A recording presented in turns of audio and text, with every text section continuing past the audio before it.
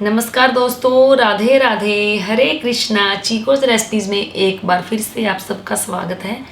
तो आप सभी के कमेंट्स आ रहे थे कि मैम ये चौकी कब हटानी है, श्रृंगार के सामान का क्या करना है, अखंड जोत कैसे हटाएंगे, कलश, ये जो बीजे हुए हैं, यानी कि ये पूरी चौकी का सामान हमें कब हटाना है, कैसे हटाना है। तो आज की ये जो वीडियो है ये इसी पर है। तो जी सबसे पहले अखंड ज्योत की बात कर लेते हैं। अभी जैसे पिछली वीडियो में मैंने आप लोगों को बताया ही था कि अखंड ज्योत कब तक जलेगी। जैसे अगर आपके अष्टमी की कन्या पूजन होता है तो अष्टमी के दिन आप इतना ही घी डालें कि जो अष्टमी की संध्या तक जो इसके अंदर घी है वो चले। अगर नवमी के दिन कन्या पूजन होता है तो भी नवमी के दिन इतना घी डालें कि जो अखंड ज्योत है शाम तक जले या दोपहर तक जले। फिर बात कर लेते हैं कि जो ये श्रृंगार का सामान है इसका क्या करें।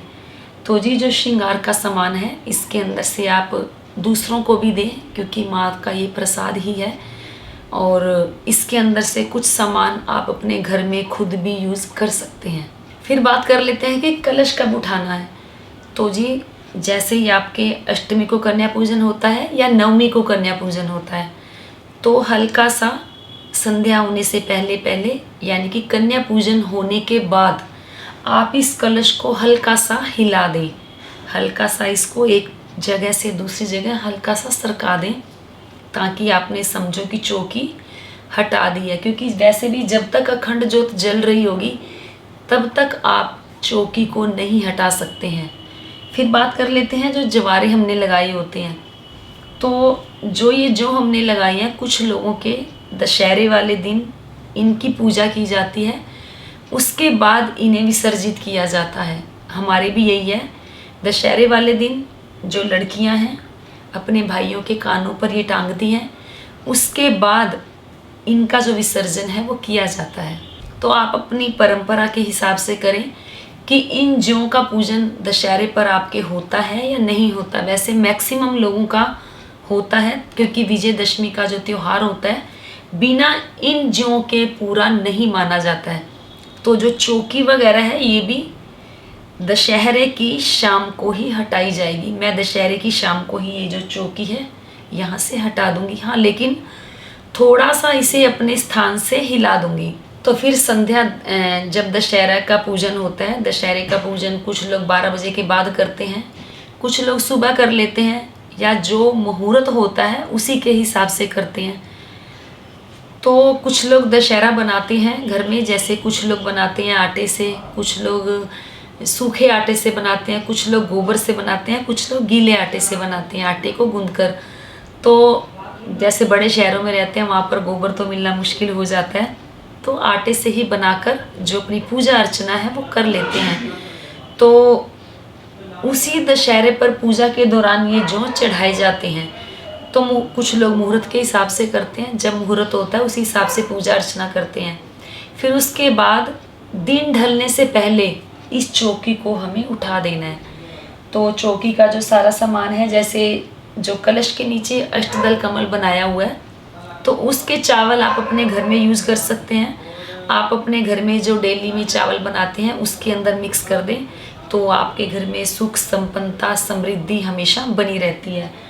और तो डेली जो भी माता रानी को भोग लगाया जाता है प्रसाद के रूप में घर में सब खा लेते हैं, और उस दिन भी यही होगा, जो भी माता रानी को भोग लगाया जाएगा तो वो प्रसाद के रूप में घर में सब खा लें।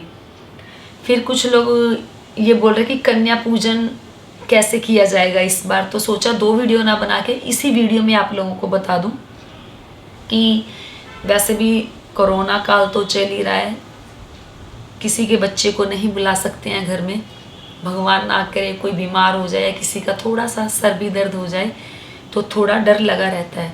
तो मैं कन्या पूजन कैसे करूँगी आप लोगों के साथ शेयर करूँगी। जब से कोरोना आया मैं जब भी कन्या पूजन करती हूँ तो कन्याओं को घर पे नहीं बुलाती हूँ, और जो मेरे घर में हेल्पर आती है उन्हीं के बच्चों के लिए, उनकी बेटी है बेटा है, उनके लिए पूरा खाना दक्षिणा सहित उनको दे देती हूँ।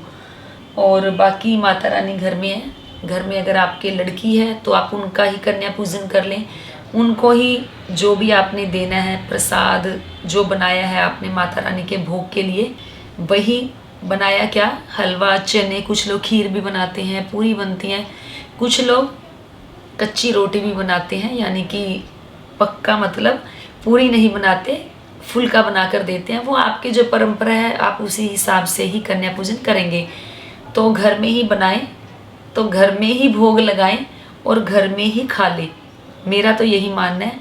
बाकी अगर आपको दान पुण्य करना है तो वो देखो आपकी इच्छा है, आप मंदिर में देकर आ सकते हैं, मंदिर के बाहर कोई ज़रूरतमंद हो आप उसको भी दे सकते हैं। तो जो भी इस दौरान फूल होंगे, और फिर बात कर लेते हैं जो पूजा सामग्री होगी। तो जो भी पूजा सामग्री है, जैसे धूप हो गई, या जैसे ये जो लौंग हमने माता रानी को अर्पित किए, इसका जो भी धुआं है या इसका थोड़ी सी जो भी राख है, इन सब को इकट्ठा करेंगे और किसी घर के गमले में ही मिट्टी के अंदर दबा देंगे। और रही बात इन जौ की, तो मैं ये कभी नहीं कहूँगी कि इन जौ को आप पानी में बहा कर आएँ, पहले लोग पानी में बहा देते थे, लेकिन मैं यही कहूँगी कि इन जौ को आप किसी पशु को खिला दें, गाय को दे दें, वो खा लेंगी।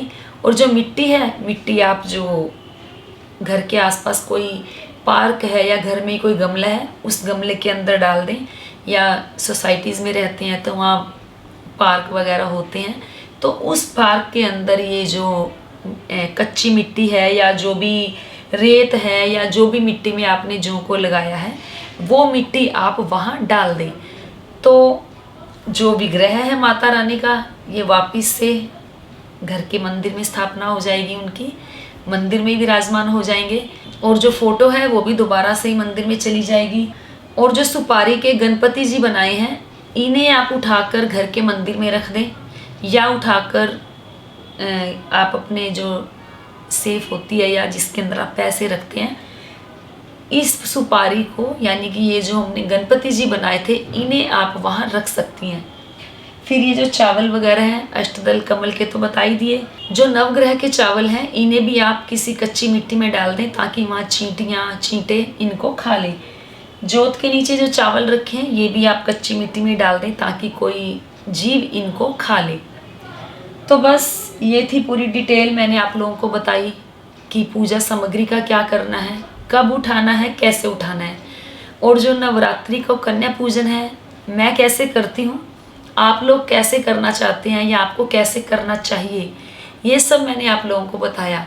उम्मीद करती हूँ आपको आज की वीडियो ज़रूर पसंद आई होगी, तो लाइक करें, शेयर करें, चैनल को सब्सक्राइब करना बिल्कुल ना भूलें। हमेशा की तरह अपने अच्छे अच्छे सुझाव देते रहें। आज के लिए इतना ही, फिर मिलते हैं। धन्यवाद। हरे कृष्ण।